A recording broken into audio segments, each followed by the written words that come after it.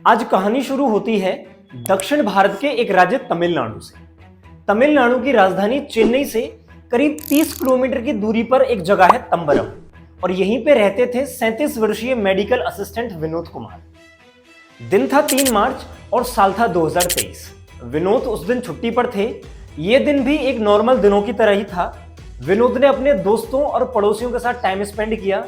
उसके बाद अपनी पत्नी को खाना बनाने का बोलकर आराम करने के लिए अपने रूम में चली गई। 2 घंटे बाद जब उनकी पत्नी उन्हें बुलाने गई तो उसे कमरे में विनोद की डेड बॉडी मिली। पुलिस ने विनोद की डेड बॉडी के साथ एक सुसाइड नोट भी बरामद किया, जिसमें लिखा हुआ था कि विनोद एक बैटिंग ऐप के चक्कर में करीब 20 लाख रुपए हार गया और इसी डिप्रेशन के चलते वो अपनी जान ले रहा है। साथ में उसने तमिलनाडु सरकार से ये रिक्वेस्ट भी की कि वो इस तरीके की बैटिंग एप्स पे बैन लगाए ताकि और भी परिवारों को बर्बाद होने से बचाया जा सके। पिछले 3 सालों में अकेले तमिलनाडु राज्य के अंदर ये इस तरीके का 40वां मामला था जहां पे किसी व्यक्ति ने ऑनलाइन बैटिंग एप्स के चक्कर में आके पैसा गंवा दिया हो और डिप्रेशन में आके आत्महत्या कर ली हो।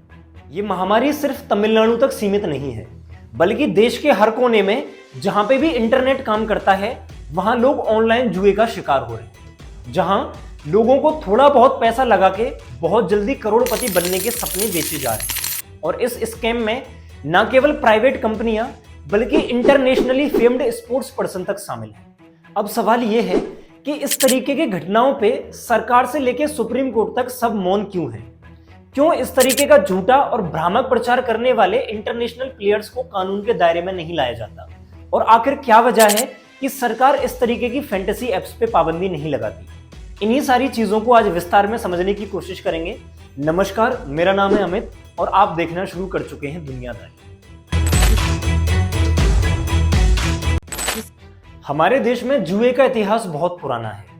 पुराने समय में राजा महाराजा लकड़ी के छोटे छोटे क्यूब्स जिन पे कुछ नंबर्स लिखे होते थे उनका इस्तेमाल करके जुआ खेलते थे। इस जुए के खेल में राजपाट से लेके हाथी, घोड़े, सेना और यहां तक कि औरतों को भी दांव पे लगा दिया जाता था। आपने महाभारत की कहानी सुनी होगी जहां पे एक राजा ने अपने राजपाट के साथ अपने भाइयों और अपनी पत्नी को भी दांव पे लगा दिया था। इस खेल को द्यूत क्रीड़ा या फिर चौसर कहा जाता था। बुद्धिस्ट टेक्स्ट भी ये बताते हैं कि पुराने समय में लोग बहेड़ा वृक्ष के बीजों का इस्तेमाल करके भी जुआ खेला करते थे। अगर आधुनिक इतिहास की बात करें तो मुगलों के समय पे भी जुए का बहुत चलन था।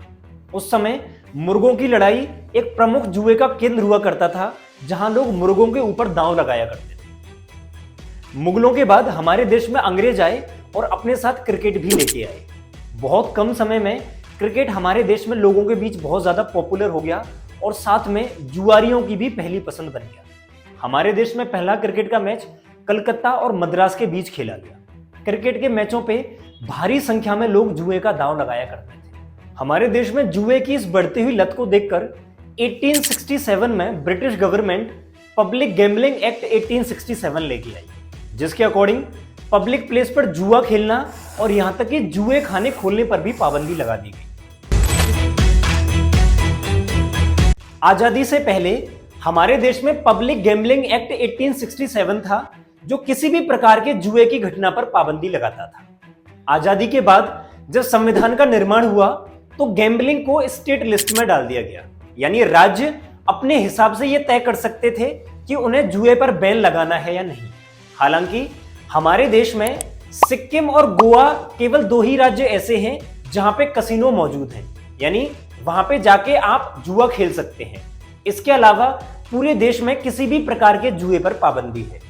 इसके अलावा कई राज्य ऐसे हैं जहां पे सरकार खुद लॉटरी के टिकट जारी करती है और कई राज्य ऐसे हैं जहां पर लॉटरी टिकट जारी करने पर पाबंदी है। अब एक सवाल यह भी है कि अगर हमारे देश में गैम्बलिंग या फिर जुए पर पाबंदी है तो ये ऑनलाइन फैंटेसी एप्स इतनी आसानी से कैसे ऑपरेट कर रही हैं?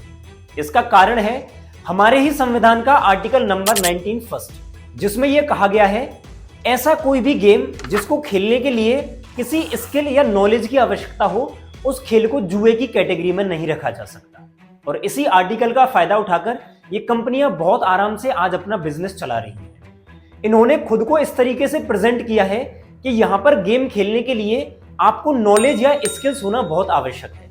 और इसी चीज का फायदा उठाकर ये लोग पब्लिक गैम्बलिंग एक्ट 1867 के दायरे से बाहर हैं। साल 2021 में एक PIL यानी पब्लिक इंटरेस्ट लिटिगेशन पे सुनवाई करते हुए सुप्रीम कोर्ट ने यह माना कि online fantasy apps game of skill है, ना कि गेम ऑफ चांस, इसलिए इन्हें जुए की सूची में नहीं रखा जा सकता। हमारे देश में ऑनलाइन फैंटेसी एप्स का मार्केट कितना बड़ा है, इसको समझने के लिए हमें 2023 में पब्लिश इकोनॉमिक टाइम्स की एक रिपोर्ट को देखना होगा। इस रिपोर्ट के अनुसार IPL 2023 के दौरान हमारे देश में फैंटेसी एप्स का कुल रेवेन्यू करीब 2800 करोड़ रुपए का था, जिसमें करीब 61 मिलियन यूजर्स ने पार्टिसिपेट किया। ये रेवेन्यू पिछले साल यानी 2022 के रेवेन्यू से करीब 24% ज्यादा था। अब बात करते हैं इन एप्स के वर्किंग मॉडल के बारे में। इन एप्स का वर्किंग मॉडल बहुत ही सिंपल है। आपको ऑनलाइन अपनी एक फैंटेसी टीम बनानी पड़ती है। फॉर एग्जांपल, दो टीमों के बीच क्रिकेट मैच है, तो आपको दोनों टीमों के 22 खिलाड़ियों में से अपने 11 खिलाड़ियों की एक टीम बनानी होगी, जिसमें आपको अपना कैप्टन और वाइस कैप्टन भी चुनना पड़ता है। आपके चुनी हुई टीम के खिलाड़ियों के परफॉर्मेंस के बेसिस पे आपको रेटिंग पॉइंट्स दिए जाते हैं और इन्हीं रेटिंग पॉइंट्स के बेसिस पे आपकी रैंक डिसाइड होती है। ये ऐप किसी भी इवेंट या कंपटीशन के लिए होस्ट की तरह काम करते हैं, जिसके लिए ये कुल जीती हुई राशि का करीब 20% अपना कमीशन काटते हैं। इसके अलावा 28% GST और 30% TDS काट के जो भी पैसा बचता है वो विनर को एज अ विनिंग अमाउंट दे दिया जाता है। अब मान लीजिए कोई इवेंट जिसकी एंट्री फीस 100 रुपए है, उसमें 10 लोगों ने पार्टिसिपेट किया, यानी टोटल अमाउंट हुआ 1000 रुपए। इस 1000 रुपए पे 28% GST लगेगा, यानी करीब 280 रुपए सरकार के पास चले गए। अब बचे 720 रुपए पे करीब 20% इवेंट को होस्ट करने वाली ऐप का कमीशन होता है, यानी करीब 144 रुपए उस इवेंट को होस्ट करने वाली ऐप के पास चले गए। बचे 576 रुपए पे करीब 30% TDS भी लगता है, यानी करीब 172.8 रुपए TDS के भी सरकार के पास चले जाएंगे। अब बचे 403.2 रुपए ये विनिंग अमाउंट के तौर पे विनर को मिल जाएंगे, यानी 1000 के एक इवेंट में करीब 452.8 रुपए सरकार कमा रही है, 144 रुपए इस इवेंट को होस्ट करने वाली ऐप को मिल रहे हैं और करीब 403.2 रुपए विनिंग अमाउंट के तौर पे विनर को मिलते हैं। यानी इस पूरे इवेंट में सबसे ज्यादा फायदा सरकार। और ये कोई छोटा मोटा अमाउंट नहीं है, ये कई हजार करोड़ रुपए तक का अमाउंट है।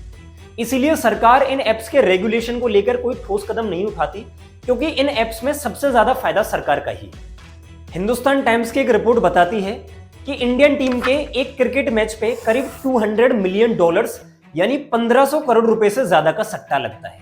ये सिर्फ एक मैच का अमाउंट है। हमारी टीम साल भर में सैकड़ों क्रिकेट मैच खेलती है। इसके अलावा साल में IPL और वर्ल्ड कप जैसे इवेंट्स भी आते हैं, जिन पे ये अमाउंट कई गुना तक बढ़ जाता है। इकोनॉमिक टाइम्स की एक रिपोर्ट ये बताती है कि साल 2020 में इन फैंटेसी एप्स का रेवेन्यू करीब 6800 करोड़ रुपए था, जो साल 2027 तक बढ़ के करीब 25,240 करोड़ रुपए हो जाएगा। इन ऑनलाइन फैंटेसी एप्स के जरिए सरकार, ऐप ओनर्स और खिलाड़ी हर साल करोड़ों रुपए कमा रहे हैं। इसलिए आपको सुबह से शाम तक टीवी से लेकर सोशल मीडिया पर यह कन्विंस करने की कोशिश की जाती है कि आप करोड़पति बनने से सिर्फ एक कदम दूर हैं। आप थोड़ा सा अमाउंट और थोड़ी सी नॉलेज और स्किल इस्तेमाल करके बहुत जल्दी करोड़पति बन सकते हैं, और इन्हीं चीजों का शिकार हो जाते हैं विनोद कुमार जैसे लोग। जबकि रियलिटी ये है कि इन एप्स पे आपके करोड़पति बनने के चांसेस 1% से भी कम है। आप चाहे कितनी भी नॉलेज और स्किल यूज करके अपनी टीम बना लें, लेकिन आप नहीं जानते कि एक पर्टिकुलर डे पे जिस खिलाड़ी को आपने अपनी टीम में लिया है वो परफॉर्म करेगा या नहीं। ये खेल पूरी तरीके से गेम ऑफ चांस है। अल जजीरा की एक रिपोर्ट ये बताती है कि इन ऑनलाइन फैंटेसी एप्स पे बेट लगाने वाले करीब 65% लोग छोटे टाउन्स और गांव में रहने वाले मिडिल क्लास परिवारों से आने वाले लोग हैं, जो बहुत जल्दी थोड़ा बहुत इन्वेस्ट करके करोड़पति बनने के सपने देखते हैं। अगर आप एक बार इन एप्स पे पैसा इन्वेस्ट कर दें तो आप एक तरीके के साइकोलॉजिकल कंपल्शन का शिकार हो जाते हैं। अगर आप जीत जाएं तो आप और ज्यादा जीतना चाहते हैं, और अगर आप हार जाएं तो आप उस हारे हुए पैसे को रिकवर करने की कोशिश करते हैं। यानी जीतने और हारने दोनों ही कंडीशंस में आप बार बार इन एप्स पे पैसा लगाने लगते हैं, और यही इन एप्स का बिजनेस मॉडल भी है। इसीलिए इन एप्स पे इन्वेस्ट करने वाले मोस्टली लोग यहाँ परमानेंट यूजर्स बन के रह जाते हैं। यही कारण है कि आज ऑनलाइन फैंटेसी एप्स हमारे देश में इतनी तेजी से ग्रो कर रही हैं। एक तरफ जहां बायजूस जैसी कंपनियां डूब चुकी हैं, जिसके बारे में मैंने अपनी पिछली वीडियो में भी बात की थी। वहीं ये कंपनियां आज यूनिकॉर्न और डेकाकॉर्न बनने की राह पे। फैंटेसी एप्स एक तरीके का ट्रैप है जहां पे लोगों को बहुत जल्दी अमीर बनने के चक्कर में अपना शिकार बना लिया जाता है। लोग इनके जाल में फंस भी जाते हैं और उसके बाद वहां से बाहर कैसे निकलना है ये कोई नहीं जानता, और अंत में यही लोग सुसाइड जैसा एक्सट्रीम कदम भी उठा लेते हैं। अगर इन फैंटेसी एप्स पे करोड़पति बनना इतना ही आसान होता तो आईपीएल में बहुत थोड़े पैसे में नीलाम होने वाले क्रिकेटर्स, पान मसाला का ऐड करने वाले और आईपीएल में कमेंट्री करने वाले रिटायर्ड क्रिकेटर्स, ये सब इन एप्स पे टीम बना के करोड़पति क्यों नहीं बन जाते, जबकि इनकी क्रिकेट की नॉलेज तो आम लोगों से बहुत ज्यादा है। ये सोचने वाली बात है। ये लोग करोड़पति तो बन रहे हैं लेकिन एप्स पे टीम बना के नहीं, बल्कि इन एप्स का प्रमोशन करके और आम लोगों को इन एप्स के ट्रैप में फंसा के। आज के वीडियो में बस इतना ही। मिलते हैं जल्दी किसी नए सामाजिक मुद्दे के साथ। तब तक अपना और अपनों का बहुत बहुत ध्यान रखिए और देखते रहिए दुनियादारी। नमस्कार।